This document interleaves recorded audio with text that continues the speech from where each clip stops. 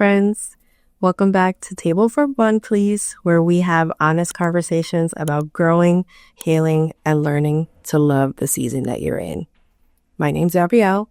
I'm your host. Today's episode may step on a few toes because we're talking about triggers. Yep. Those moments when someone says or does something and you feel that heat rise up in you, and before you even understand why, you're reacting from old pain instead of present peace. Maybe someone's tone reminded you of an old argument, or someone's actions toward you hit deeper than it should have. Triggers are tricky like that. They sneak up and they make us feel like we're back in an old wound. Here's what we all need to learn. Your triggers are your responsibility. They're not for other people to tiptoe around and manage for you. They're actually uncomfortable realizations that that's an area I need to heal. So, what is a trigger? Let's talk about it.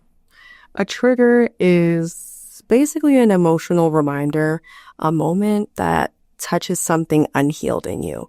It's not necessarily about what's happening now or what was said now. It's about what it represents or what it reminds you of. Maybe someone's criticism triggers the part of you that still remembers being dismissed as a kid, or being ignored in a relationship triggers that feeling of being unseen. The trigger isn't the problem. It's the messenger. It's saying, hey, something in here still hurts. The problem comes when we ignore that message and start projecting it onto everyone around us.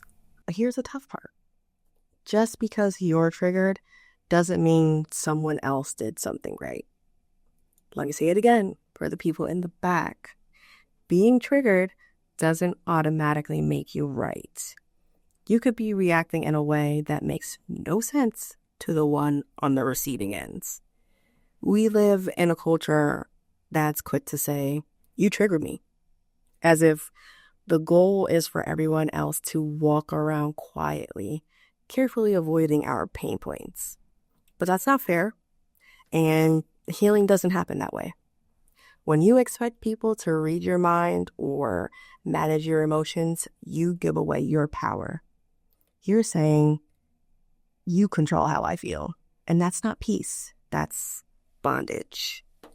Taking ownership of your triggers means saying, okay, that hurt, but why? What is that really about? And what does this reveal about what still needs healing?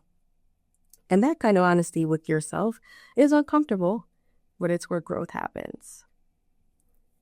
I really believe that God uses triggers as mirrors. They show us the areas He still wants to touch and restore. Sometimes the reason you keep encountering the same kind of situation isn't because life is cruel. It's because God is saying, let's deal with this for real this time. It is in these moments of irritation, hurt, or anger that we can pause and pray. Lord, help me to see what this is really about. Heal the part in me that's reacting from pain instead of peace. And the beautiful thing is when you start handling triggers this way, they stop controlling you. You can face uncomfortable moments without falling apart because you've learned to turn inward and upward instead of outward and defensive. So, here are a few things that help me when I feel triggered that I hope will help you. 1, pause before reacting. You don't have to respond right away. Take a breath. Give yourself a moment. Even saying, hey, I need a second to process. This is powerful. And you know what? Actually, I have a 1A. Phone a friend if you need to. I have done this in the past. Ask my best friend, hey, this is how I took this. Am I tripping? And she would say, yes, you are. That's not what that person meant. And you are overreacting. So phone a friend. Pause before reacting. 1A. Phone a friend if you need to. Secondly, journal your feelings. Sometimes writing it out helps you separate what actually happened from what it reminds you of. Third, name it without shame. Saying, that triggered me isn't weakness, it's awareness. And that's a good first step to healing. And lastly, number 4, pray through it. Ask God to help you see the root and teach you how to respond differently next time. Healing is a process. It starts with being honest with yourself. I'll be honest. There was a season when I expected people to handle me delicately. I didn't want to be misunderstood, so I'd over-explain or shut down completely.